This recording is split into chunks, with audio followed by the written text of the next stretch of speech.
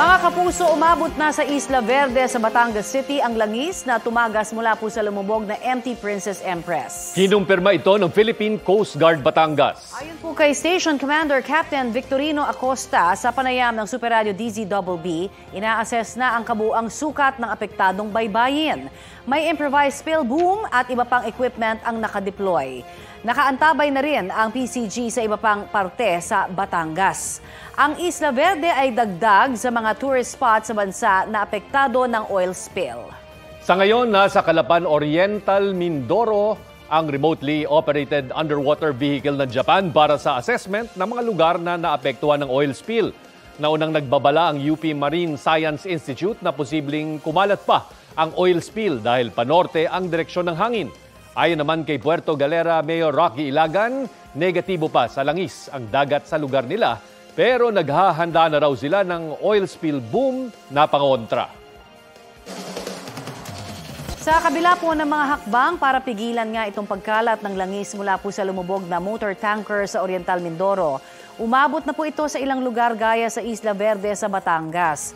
At kaugnay po niyan, makakausap naman natin si Pola Oriental Mindoro Mayor Jennifer Cruz. Magandang umaga po sa inyo, Mayor Cruz. Welcome po sa Balitang Hali.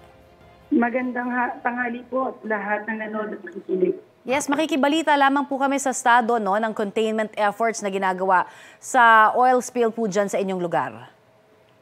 Hello, ma'am? Yes, Mayor, can you hear me?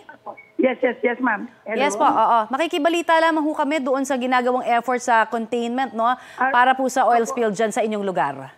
Yeah, right now po talagang dire-diretso po yung oil na tumatagas siguro at dire-diretso sa dalampasigan natin. Yung 11 barangays natin, supposedly yung isang barangay namin medyo clear na, pero kagabi rin po at kaninang umaga napuno na naman po ng langis. So ibig sabihin po, dire-diretso pa rin siguro yung pagtagas doon sa barko.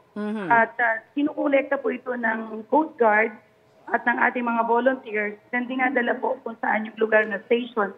May station po doon kung saan dadalhin yung mga oil na kinukolekta. Sa totoo lang po, sobrang dami pa po sa Pola na dumediretso na oil.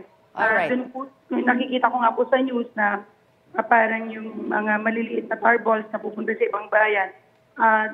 Kasi yung ibang barangay namin po na hindi masyado, may maganon din po. Pero sana ingatan nila kasi sobrang masangsang po yung amoy noon, so kawawa naman po yung mga klangap. Opo, makikibalita lamang po kami. Doon naman sa panawagan niyo po sa ating DSWD at national government para ho sa tulong naman na alternatibo na pangkabuhayan habang hindi pa ho nakakapangisda yung inyong pong mga kababayan dyan. Nakatugon na ho ba sila sa inyong pong kahilingan? Right now po, we are very thankful po sa DSWD, sa DOLE, at binibigyan po tayo ng kaakulan na pansin. Yung ating 15 days na magtatrabaho, nag-start na po 3 days, 5 days ago. At least after 15 days, makakasweldo na po sila. Doon po sa ating DSWD naman, ang usapan po ay every 5 days. So malaking tulong po yun sa ating mga fisher folks. Pero ang inasahan po natin ngayon ay yung pangmatagalan na trabaho sa kanila. Dahil sa totoo lang po, yung ating mga fisher folks ay matatagalan bago makapunta po sa dalampasigan dahil ang sabi nga po 3 to 5 months bago ma-clear talaga yung ating dalampasigan ng Pola. Kasi sobrang kalat po yung oil at matindi po talaga yung dinanas namin sa aming bayan. Until now, dinadanas po ng ating mamamayan. Dahil pag hindi po talaga nakuha yung mga oil na nandoon sa dalampasigan kasi nagkakagulo kung sino talaga ang kukuha ng mga nakuha na debris na ilang araw na nandun pa rin po sa ating station na dapat ay pinick up na ng mga nung mga nagdaang araw. Pero until na nandun pa rin po. Pero sa ngayon ho ba, formal lang nakasuhan po ng inyo pong bayan itong MT Princess Empress? Right now po, iniintay ko po ang desisyon ng DOJ at ng NBI. Bahala na po sila doon. On that part, ma'am, hindi na po kasi ako nag-insist, no? Bahala na po sila at sila na po yung hinihintay namin na magdesisyon. Opo. So ano ho ba, baka may balita lamang ho kayo mula sa DOJ kung ano ang gagawin nila na klase po ng pagsasampa ng kaso. Ito ho ba ay class suit dahil maraming iba pang mga lugar din ang naapektuhan tulad po ninyo? Yes, ma'am, opo.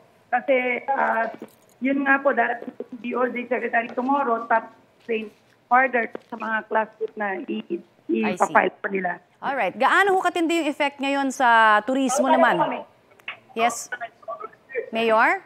Ma'am, Opo. matindi po yung effect sa atin, lalo na sa mamamayan na bayan ng Pola. Dahil marami na po ang nagkasakit. Honestly, sobrang dami na po ng affected families at affected na mga tao dahil dun sa oil spill. Ilan na ho ang ating update na mga na-hospital? 191 to be exact po. As of 2 days ago. Pero kanina po kasi maaga ako umalis. Hindi ko nakausap temperature natin. Pero padagdag po ng padagdag dahil sa sobra po nung amoy. Pero may tulong naman ho ang DOH sa inyo? Tuloy-tuloy ho ba? Apo, meron naman pong ibinigay na gamot sa ating health center. So, we're very thankful po sa National Agency at sa ating presidente na nagbibigay po ng mabilisang aksyon sa ating bayan. Marami pong salamat sa inyo pong binigay sa aming oras dito sa Balitang Hali. Thank you. Yan po Salamat naman po. si Pola Oriental Mindoro Mayor Jennifer Cruz. Maging updated sa mga maiinit na balita, maaari pong mapanood ang Balitang Hali at iba pang award-winning newscast sa youtube.com/GMA News. I-click lamang ang subscribe button. Sa mga kapuso abroad, maaari po kaming masubaybayan sa GMA Pinoy TV at www.gmanews.tv.